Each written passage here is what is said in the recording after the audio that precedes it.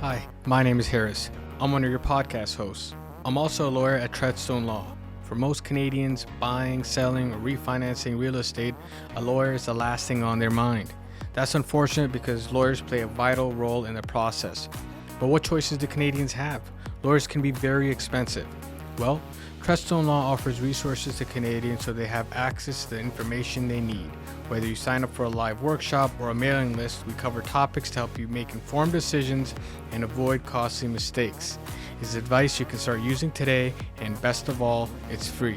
Visit treadstonelaw.ca/MAS offer or click the link below to get access right now. If you're looking to retain Treadstone Law, it's never been easier. Our entire process is online. From completing the retainer agreement to your signing appointment, everything is done from the comfort of your own home. We're your digital lawyers. The best part of it is that you don't pay anything when you're retaining our firm. Visit treadstonelaw.ca/MAS offer or click on the link below to retain us right now. Enjoy the podcast.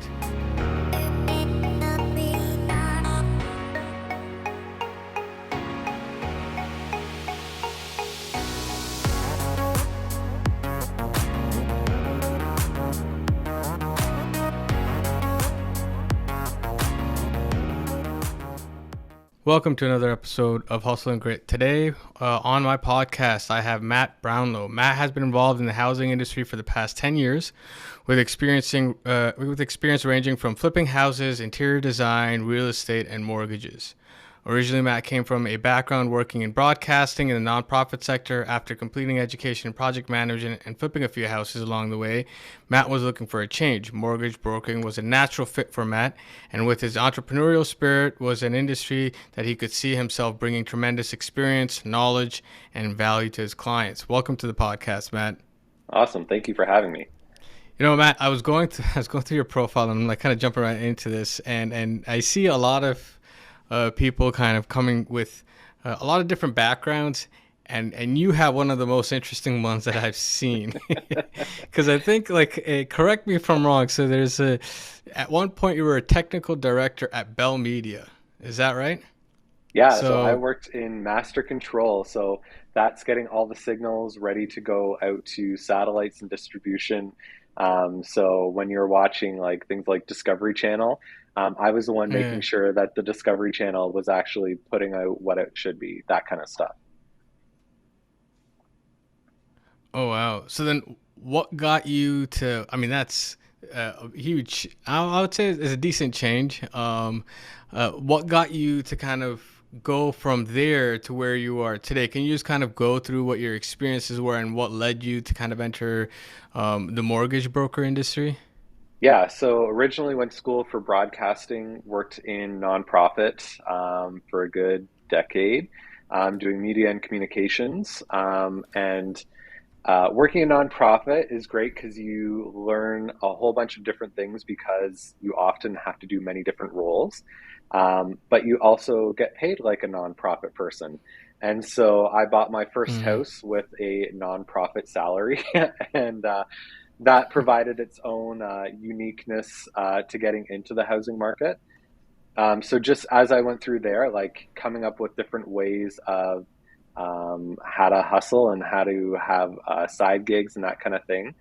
I was doing side gigs before side gigs were cool, and in the industry that we're kind of in with people doing them now. Um, but yeah, just kind of gone through Mm. that and wanted to climb the property ladder, but didn't necessarily have the salary from a full time job to do that. So it really made me kind of come up with unique and creative ways to earn some extra cash on the side. And as I got out of the nonprofit work, worked at Bell Media and Brilliant Media in Toronto, doing technical services kind of work, and was just needing something completely different. I'd always kind of had the entrepreneurial spirit, was really good at budgeting, and having gone through my own houses when I was looking for a change, I kind of wanted to get into the real estate industry, but didn't necessarily want to be a real estate agent. So, yeah, kind of looked into mortgage brokering, and my partner at the time was getting his mortgage renewed. And so it was interesting to see that happen. I was like, that'd be kind of cool. Let me look into that. And it's one of those jobs where you look into it and you're like, oh, this is pretty sweet. It can't be that hard. And you get into it, and it isn't as easy as they want you to think it is, maybe. But it's a lot of fun, and I'm really glad that I got into it. Yeah, no, I mean, mortgages are no longer just mortgages. I think there was a time where um, you knew what you were getting into. Now there's just so many different lenders, so many different products, and all of that. But back to kind of, I just want to step back and kind of ask you about when you were working at the nonprofit, and you're saying that, you know what, you didn't have the salary to, I guess, comfortably afford to buy a house. Was home ownership always something that was kind of like one of your top priorities, or really high on your list of like what you need to do, buy a home somewhere and kind of own it? Or was it something that you thought about afterwards? Like, how did you kind of approach that entire process? Yeah, I think it was an interesting time when I bought my first house. It was 2010, 2011. I'm originally from St. Catharines, and so it Hmm. was one of those things where I was still living at home, had a little bit of a down payment, and wanted to move out, and could either go and rent something for $800 a month for something like a basement apartment, that kind of thing. But then I had a friend who was a real estate agent, and was just casually mentioning to him about that. And that was a mortgage payment. Like, my first house I bought for $130,000. Yeah. My mortgage payment, I think, was around $800. Oh, Um, wow. so by just even doing that, and I rented out rooms in my first house for the first couple of years, as like that paid for my mortgage. I didn't have to pay for a mortgage for probably the first 3 years because I had roommates paying for my mortgage. Oh, Um, wow. home ownership was something that I always wanted. Um, the area where the home was, my first one, like, I always wanted to kind of live more on the outskirts of the city. And first one, I mean, it's your first home, you kind of just got to get in. But that first home led to the second, led to the third, and led to the fourth. Um, and so I'm so incredibly happy that I got in and made that decision when I did, because I wouldn't be in the house that I'm in right now if it wasn't for that first house. How old were you when you bought your first house? I think I was 22, Oh, wow. 21, 22. And yeah, I was pretty young. I wouldn't say I was dumb and young. Like, I had a lot of people that were around me that knew how to guide me. But I'm just so happy that I got in there as fast as I could. I mean, you have to be focused at 22 to actually buy a house. I far from dumb and young. For sure. So is that kind of what got you into like the mortgage brokering industry, like being in and around the investing and the flipping? Yeah, so it's funny because my first mortgage, my real estate agent said, "Oh, I know so and so from a big bank. You should go talk to her." And so went in, talked to the big bank, got my mortgage. I don't know what's a good rate, how much should I be putting down, Hmm. all that kind of stuff. And so signed on the dotted line. And 5 years later, I sold that house and went to the second house. And at that time, a friend of mine had said, "Oh, you should talk to this mortgage broker and see what they say about like getting your next mortgage." Because I was just gonna sign again with the big bank. So talked to the mortgage broker, and he was kind of like, "Why did you do this on your first home?" He's going over my paperwork. "Why did you choose that? Why did you do that? Like, what's the rationale?" I don't know. They said that was a good thing at the time. Yeah. I don't know. I'm not a banker. Like, is that not Yeah. a good thing? No, that's not a good thing. Like, that was not a good rate. Um, and so it kind of really makes you think, like, who's got your best interest at heart? And so that was another draw that kind of brought me into the mortgage field, is the client journey, and how we go on that, and my experiences that I have. How can I help other people going through the same experiences, and provide the insight and the wisdom that I've learned over the years, to help them make informed decisions as well.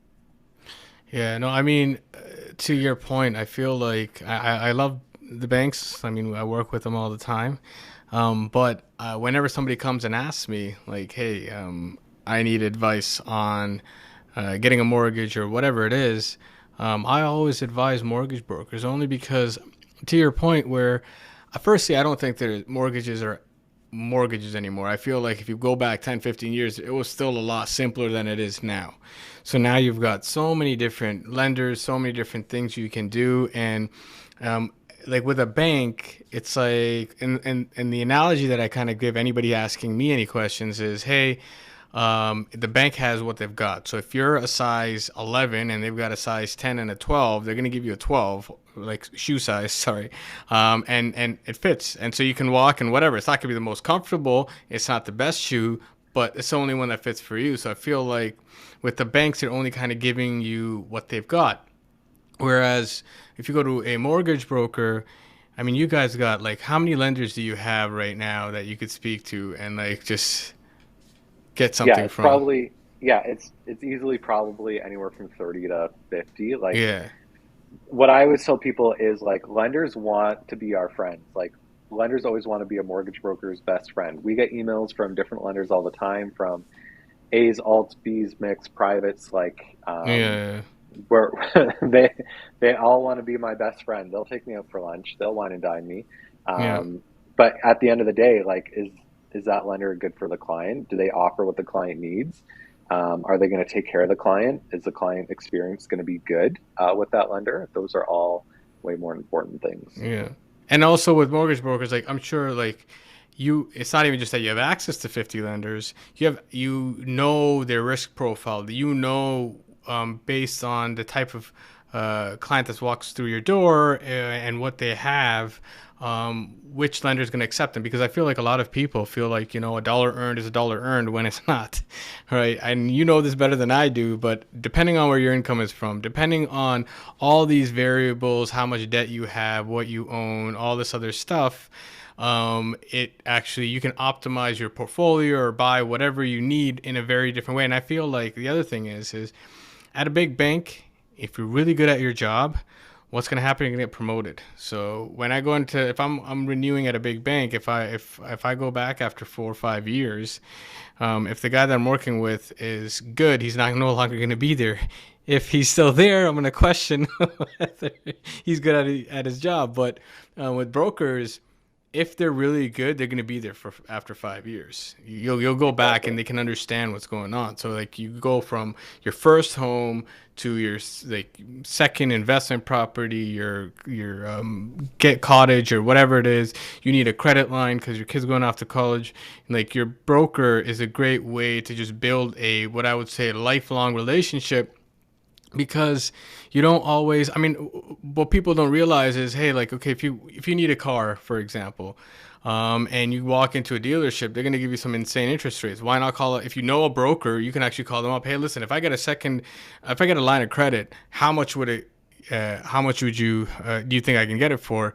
And I'm sure you guys can say, okay, well, not on the spot, but you could figure it out and get some decent rates. So I feel like overall, if you're working with your broker long run, you actually build wealth as opposed to it's something where it's like, oh my God, it takes stress out of the financing of a lot of the biggest purchases you make in life. For sure. Yeah. And I love like we've got a lot of money hacks because Yeah. yeah, we can when we get into like cars and that kind of stuff too, or in leases, like yeah, we've got some little tricks in our bag too. Yeah. So then, can you walk us through kind of like what the customer journey is? If somebody wants to work with you, and by the way, if anybody listening wants to reach out to Matt, depending on where you're listening from, either his contact information is going to be on the below or on the side. But yeah, so if somebody wants to reach out to you and wants to work with you, what's kind of the entire journey of like what it's like? Do you only do contacts or conversations online? Are you completely digital? Do you meet people in person? Is it a mix? Like, what's kind of like your approach to dealing with clients? Yeah. So for any new client that I have, it always starts with a call. And so I call it my discovery call. And the purpose of this call is I want to learn more about you, and you probably have questions for me. And they could be like questions about like what's my experience like. They could be Mm, banking questions. They could be housing questions.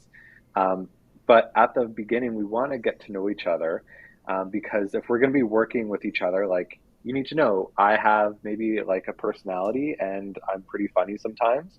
And I need to know, are you good with me being funny, or do you need the serious Yeah. version of Matt? Yeah. Because that's the cool part about working with a broker is that we're not tied to the bank's brand of what that person should be like. So there's many of us out there and we're all a little different, and it's good to make sure that you actually jive with one another. From there, I have you do an online application, which just collects a lot of information about your employment history, where you've lived, that kind of stuff. And then we go into the document collection part. And we get all documents up front simply because it helps me help you make a more informed decision. I get all the documents ready that if you're to buy a house tomorrow, we're good to go submit to a lender. And so part of the reason with that is as we get those documents and we get a pre-approval ready for you, we need to make sure, like, it's happened many times when people have said like, oh, I make X amount of dollars a year. But Mhm. then when we get their T4s or their letter of employment, they maybe think in their head that it's bumped up a bit, but in reality, it's a different number. And so we always want to work with the real world numbers so that we don't have any surprises that come up. And so from that, we get together a pre-approval and we'll get a rate hold in with the bank. So as you're looking, we have a backup plan of a rate that you can work with and that you're pre-approved for. And then, yeah, you go and go with your real estate agent and go house shopping. I mean, personally, I think buying a home, especially your first home, like, it doesn't have to be a house. It can be a condo. It can be whatever it is. Mhm. This should be the most fun you've had in your life thus far. Like, I love it. It's so fun. You get to imagine how your life is going to be. You get to go look at all these different kind of places. So I'm really passionate about the house buying process because Mhm. I think it's so fun. And it is stressful. Don't get me wrong. I get that. But that's where I'm kind of there to guide you along that with your real estate agent. Another really important thing that I always find is I like to close the loop of the telephone game between you, me, and your real estate agent, because it has happened multiple times where clients go to the real estate agent and the real estate agent says, well, what's the number? How much can you go in for? And the client says one thing, and somehow the mortgage broker has said something different. And along those two phone calls, something's changed in there. Yeah. So I always like to make contact with the real estate agent as well. So there's a lot less of that telephone game and just a lot of clear communication. And then, yeah, you go put in your offer. We hope you get accepted. And then from there, we go look at what's the best rate and product for you. As you were saying, like, it depends on your situation. There's a lot of different lenders out there that are meant for certain kinds of people. And so we look at what's going to be the best. Is variable going to be good for you? Is fixed going to be good? What kind of term should we look at? Are we going to need additional funds down the line? What does that all look like? Then we get our approval from a lender, and we have a signing meeting. And this can be in person, it can be virtually, but we just go over what are the details. What are you signing up for the next 3 to 5 years? Mhm. Because nobody ever did that with me with my Yeah. first house. Yeah. I didn't know what I was signing up for. Yeah. So I usually say, like, I can go through this thing line by line. I can go over each point with you. I can give you the Coles notes on what I think is important and what kind of jumps out to me, so that you're making an informed decision when you sign that document. From there, I get in touch with your lawyer. We maybe have a conversation if there's anything that I need to make sure that they know about. And just we're always in contact just to make sure that it kind of goes as smoothly as possible. Yeah. No, I mean, I find that uh, what you're kind of saying, how buying that first house should be, well, buying any house. I mean, it's a big purchase. You should be enjoying a part of it. And I feel like, at least last year, and up to, like, I guess the beginning of this year, it wasn't that enjoyable. And the reason is because I found that a lot of people were Like if you have to go in and you have to make an offer and you can't have a financing condition, you can't have an inspection condition, and you have to like blindly overbid listing, that's a lot of stress. I feel like now you can actually go in, put in a 10-day financing condition, come and talk to you and see, hey, listen, like this is this house good? What can I afford with this? And actually look at the house itself, right? So before, I think like last year, there was people bidding and they hadn't seen the house; they just saw pictures. So I feel like now, if you're especially if you're like a first time home buyer, and you haven't seen like what should you be looking at in a basement? What's a good first floor map? Whatever it is, right? Floor plan. What's the difference between the pictures and the actual thing? Now's a great time to go out and shop. For sure. Yeah. Yeah, it's one of those things, like it was scary last year with people going in without a condition of financing. Like I didn't Yeah. have too many issues with that. Um, but this is where like sometimes mortgage brokers and realtors kind of clash a bit, because as a mortgage broker, I would never ever tell a client to go in without a condition of financing. Mm. And simply because that is there to protect you. That's your get out of jail free card. That is your protection. But in the market that we were in, it's just those were the first offers off the table. So what I would do personally is I may not ever say go in without a condition of financing, but I will say these are the red flags, the yellow flags that I see on your file. If Hmm. there are no yellow flags and red flags, um, and I say I'm confident that I can find you financing, you read between the lines, you take that as you will, and you go for it. If we do have those red flags and yellow flags, what were our backup plans? If an A lender can't do it, can a B lender do it? Mm. An alt lender, are we going to have to go private?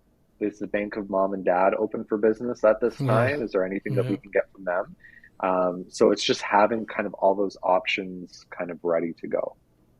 Yeah, no, I mean, I felt for the mortgage brokers the most last year, just because if somebody puts in an offer for like 500,000, $1 million, and then they come to the brokers and say, "Hey, listen, this is a firm offer. I need to get financing, or else I'm in breach of the contract." You guys have to kind of really. It's not about not getting financing. It is about where you're going to go to get that financing and how expensive it's going to be. But that adds a lot of stress in the entire process. Whereas now it's like, all right, I can put in an offer, and if I don't like the mortgage that I'm getting, I don't have to get it. Because people, I mean, especially first-time home buyers, I feel like there's a few things that they don't understand. One of the things is these online calculators of how much you can afford is not a real number. They're going to give you the Yep. highest number. You have to speak to a broker and actually figure out what you can actually get, because those numbers, I mean, hypothetically, somebody may be able to get that number, but not everybody. Most people can't, because there's always nuances to it. And so they should always speak to a broker for that. And then I just feel like being able to understand what is in a contract, and when you go in firm, you can't back off. Like first time home buyers often don't grasp that, and that how helpful those conditions can be. So they should, regardless, be reaching out to a broker and asking like, hey, oh yeah, and the other thing is they don't understand that you got to get approved twice. So even if they come to you and they're approved, the house has to be approved. So Right. theoretically, like a client can be approved, but the lender does not want to lend for the property, which is kind of goes over a lot of people's heads. For sure. Yeah. Yeah. It gets a little crazy sometimes. Yeah. So what would you say? Here's a crystal ball question though. What would you say? Because I think interest rates are kind of going up. Everybody was aggressive. I would say that I'm not 100%. I'm not as sure that we're gonna have see hikes the next two times as I was probably a week ago, just because of what happened in England. And there was kind of like, even though the Bank of England was kind of, yeah, interest rates, we're gonna keep hiking them. They did start an emergency quantitative easing package, which was unlimited, just because they may have over tightened. So I feel like we're not far from that. I would say the England market is probably stronger than ours. We're not obviously exactly the same, so I'm not 100% sure we're going to see hikes. What's kind of your opinion on where we should expect interest rates? Do you still feel like they're going to go up? Do you feel like we're going to stay? Like, what's kind of your approach on all of this? Oof, yeah, this is a tough one. That I get a lot of calls about this too. So um, usually, what I say is when we see these economists on TV, Hmm. what kills me is that there's no like accuracy number that comes up like in the corner of the screen. Like that would be the best thing ever if when these economists are speaking, we can see like, oh, they've been right 27% of the time. Like Yeah. take that with a grain of salt then. Yeah. Um, are things going to go up? I don't want them to, but I think they probably will. Yeah. Is that going to be for the next 5 years? I don't think so. Um, I feel like the Bank of Canada is like trying to swing this pendulum over as close as we can to getting into a recession without getting into a recession. Yeah. And so, does that mean there's just one more bump left on there? I think there could be. Are people hurting? Yeah, I think they are.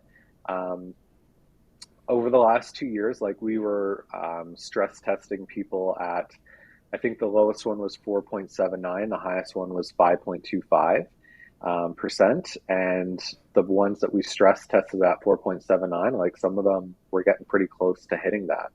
And that's the Bank of Canada said stress test them at this so that we know that they can afford that if Hmm. rates were to get that high. And so if we've done what the Bank of Canada said and stress tested them at a certain rate, and the Bank of Canada then goes above that rate, I mean, the Bank of Canada, I know what they're trying to do, but all of a sudden now we're doing a disservice to the people that we were trying to save from if a catastrophe like that happens. Yeah. Um, it's hard, especially like I deal with a lot of first time home buyers. Hmm. And over the last 2 years, variable rates were very attractive.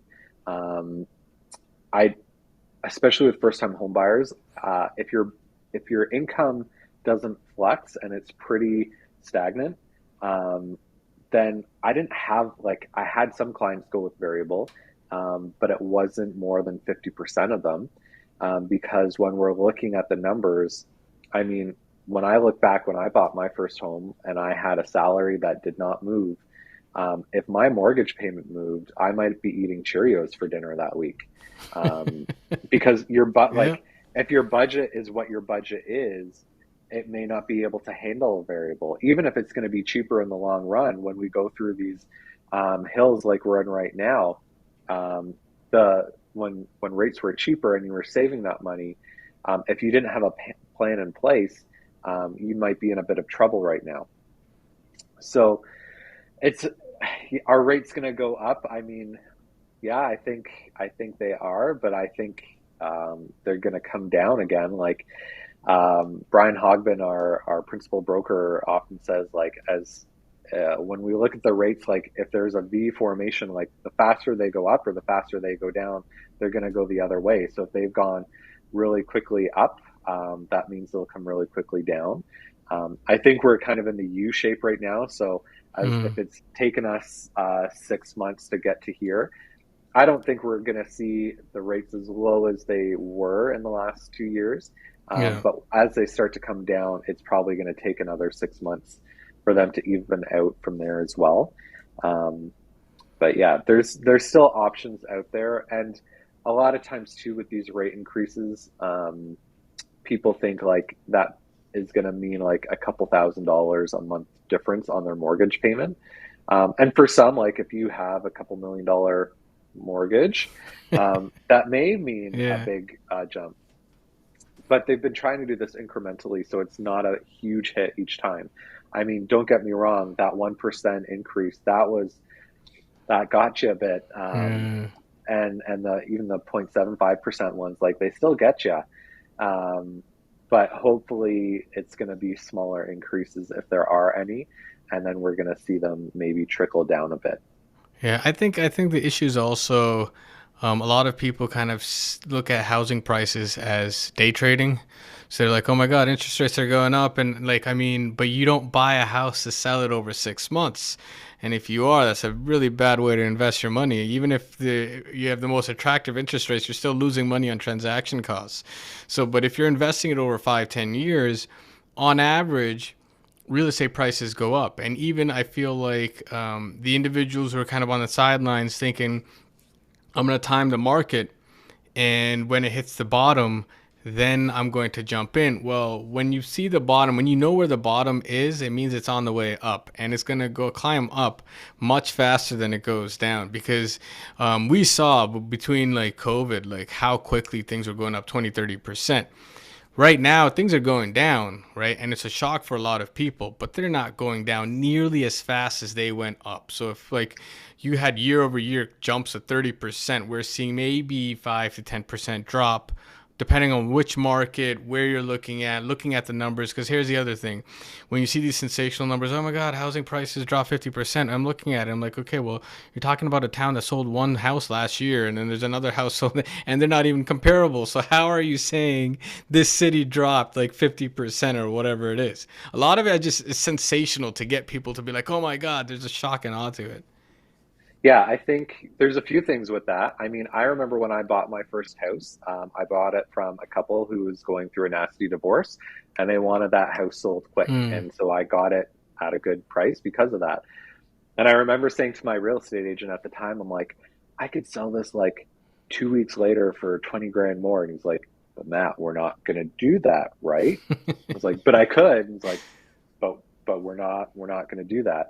And it's getting your head wrapped around. This is a long-term investment, Yeah. that it may mean 3 years, it may mean 5 years, it may mean 10 years. Um, Another quote that I heard in the last couple of weeks that I really liked was, if we were to say, when we talk about the Canadian housing market, if we were to talk about the Canadian weather pattern, would we use these generic terms like it is cold across the country? It is, Yeah. we're having this storm across the country. Yeah. The Canadian climate is very different from province to Yeah. province, from southern Ontario to northern Ontario, from BC to PEI. So it's really weird when we generalize the entire Canadian or housing um, system on what's happening across that. It's really good where, and this is like, I'm a big fan of real estate agents, and I'm a big fan of those real estate agents knowing their geographical area. Um, I live in Waterdown. A Niagara agent coming into Hamilton isn't going to know the Hamilton market as well as a Mm. Hamilton agent. Same as a Hamilton agent going into Niagara, or going into Toronto or Mississauga or Oakville. Um, they know their areas really well. And so that's where, if I'm worried about the Waterdown market, I look to the Waterdown real estate agents to see what their stats are and what they're saying around here. I mean, the real estate agents and mortgage brokers alike, we all have access to these stats, that often like will get grouped together for the province of Ontario. But when we drill down to what is the Hamilton market doing, or what is Niagara or Oakville doing, the local agents will get those local numbers. And I think it's important to kind of pay attention to those because, like, I'm from St. Catharines, I live in Waterdown now. We're about 45 minutes apart, and those housing markets are completely different. Different things happen. Different. Mm. It's two weather patterns that are going on there. So yeah. I mean, and I think people fail to realize. I mean, I guess it's not up to the average Canadian to understand this, especially because it's not their job. People are working; they've got their own kind of work to do that they're kind of focusing on. And I feel like perhaps the media needs to be changed a little bit. But like you said, like every single city has a different economy. It's based off of different things, right? Like some could be tech sector, some is more manufacturing, some like based on where the economy is going, what's happening. Like some jobs, no matter what happens, like yeah, you could have a recession right now. People are scared of a recession. What does that mean? People are investing more in like just programmers and trying to get everything automated or whatever. So wherever those programmers live, they're going to buy more houses. That economy, like that area, is going to go up. So it's like there's ebbs and flows, and people kind of forget that nuance. And I love your analogy. You're never going to say Canada's cold or Canada's warm. You're going to say Toronto is kind of cold. And even within Toronto, it's like, yeah, your Scarborough's going to feel some rain, but Etobicoke may not, right? Like, it's like there's so many different things. And even with that, I mean, I want to add, I don't know if it's like the best analogy, but I feel like people, when they're listening to the news or whatever, they're hearing it's going to rain for the next 5 years. It's not going to rain for the next 5 years. It's going to rain for the next few days. And then when the sun comes out, you know what? Even the rain is going to make the grass greener and everything's going to be better, right? So it's not like doom and gloom all the time. We're not going to live under clouds forever. So I think that's For one of the sure. biggest things. So my biggest, I guess, question then is, and I want to wrap this up for first-time home buyers. I want to wrap it up with this question. First, for first-time home buyers, how quickly should they be reaching out to you to kind of figure all of this out? So is it like 2 weeks before they feel like they want to go out, 3 months, 6 months? What's kind of your perspective on how quickly they should be reaching out before they start that journey? Sure. So I think it should go as far back as, hey, I think I want to start looking at houses. I need to call my mortgage broker. Yeah. Because I have clients that have gone out and put an offer on a home before talking to a mortgage broker, and Yeah. things have come up and they didn't realize it. To me, it's almost irresponsible as a real estate agent that brings a client out house shopping when they haven't gone through a mortgage broker. Because unless that real estate agent has gone through the client's books, they really don't know what they can afford. Yeah. Um, and it can get very scary. So I would say as soon as you're thinking about even going out and looking, that's when to start because depending on, you may have a number in your head, and that's part of my discovery call. What's the number in your head that you think you can afford and buy a house for? And that might be a January number of this year, but because of rates right now, that number is no Mm. longer feasible anymore. And rates have been changing that quickly that even um, for clients that we've gotten pre-approved, if we were trying to get the maximum amount possible and we used a variable rate, every time the Bank of Canada changes that rate, that's affecting their pre-approval Yeah. as well. So we may have even two pre-approvals going, one with a fixed rate and one with a variable rate. Um, but it's just really important to get all that ready before you even start looking, just because that number can um, swing so much. So yeah, ASAP. So typically then how long is a rate good for? So is it like every single time the Bank of Canada comes out with a new rate, you kind of burn the old approval and you're saying here's a new one, or is there some amount of days that you could say, hey, listen, we can give you this rate for the next 20 days, 30 days, 100 days, whatever it is? Yeah, sure. So this is where, like, when I'm working with first-time home buyers, I mean, we all wish we made 100 or 200,000 dollars a year. It used to be like, oh, you make 100 grand a year, you can buy whatever you want. You just tell me like that farmhouse over there or that subdivision Mm. there, we got it, we're good. Now it's, oh, you make 100 grand a year. Do you know anyone else who makes 100 grand a year and that could buy a house with you? Yeah. Because income levels, like we all know, income hasn't gone up with the housing market. Yeah. So a lot of times with clients, especially first time buyers getting into the market, we're trying to get at the max amount that they can just because the house prices are so high. So that means we may look at two different things. Um, Fixed rates, yeah, we can always look at what a fixed rate is and we can get pre-approved with a fixed rate. But with variable rates, if we can get just a bit more money um, available with a variable rate, then we might get pre-approved with a variable rate. A lot of times we're pre-approving clients with both rates. So here's your fixed rate, here is your variable rate. And if the Bank of Canada changes their rate, this rate's going to change. And simply because people think like with a variable rate, I'm locked in. And what you're locked into is you're always going to have prime minus something. And so right now that could be prime minus 0.4%. And so you're locked Mm. into that minus 0.4%. But if prime changes, your number is going to change as well with that. So we do have clients that every time the prime rate changes, we kind of go over like, all right, this is what the new number is. We still have this fixed rate to fall back on.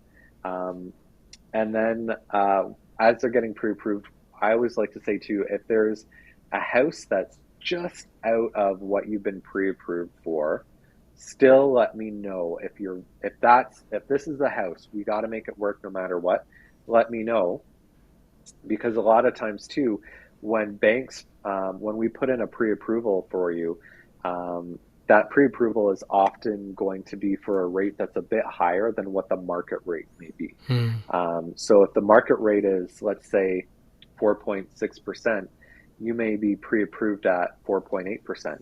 And so if that house is $10,000 out of your range, if I were to go and run the numbers with what the market rate is at that time, that may be able to work. And a lot of times we kind of go with the flow of doing that, because if we're trying to get just the maximum amount for you to get in, then that's just kind of the name of the game right now. So I pre-approvals and pre-qualifications, like we love that clients get them, but it's really, you need to have a mortgage broker who has all your information so that we can make those decisions with you where, yes, although you've been pre-approved for this number, I know that we can get this if we apply tomorrow, kind of thing. Yeah. So it's just having the people in your life that know your situation and how we can make the best of it, and get you what you want at the end of the day.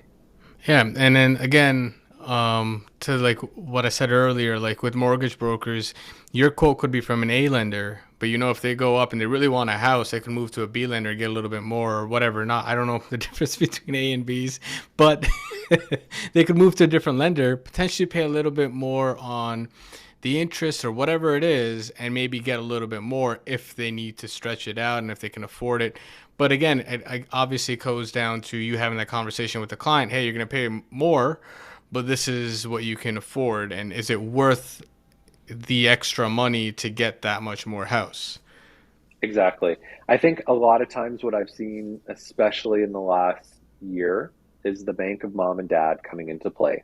Hmm. And so, I mean, parents always want to take care of their kids, no matter what their age is. Um, and sometimes if it's just them getting into a house and they need $10,000 more or something like that, it's oftentimes we see parents coming in now where uh, we almost call it like a living inheritance, where they're giving Hmm. them some money that's kind of taken off the top from Yeah. maybe what will happen down the road. Yeah. Um, but it can often help in those kind of situations where we're just about to get in. And I think too, when we have these conversations, a lot of times I say, like, get mom and dad in on, like, let's have a call between the three or four of us, and I can go over as much as you want me to go over with them. I mean, Yeah. at the end of the day, the client's like, I will only let them know what you want me to let them know.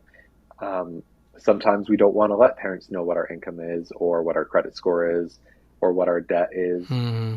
And so we can have the conversations with parents in there of like, all right, so if we had $10,000 more, this is what we're going to be able to get, Yeah. or those kind of things. And it helps the parents as well make an informed decision, um, and not just an informed decision, but one that they know their kids are being taken care of, and they're being taken care of by somebody else who cares about them.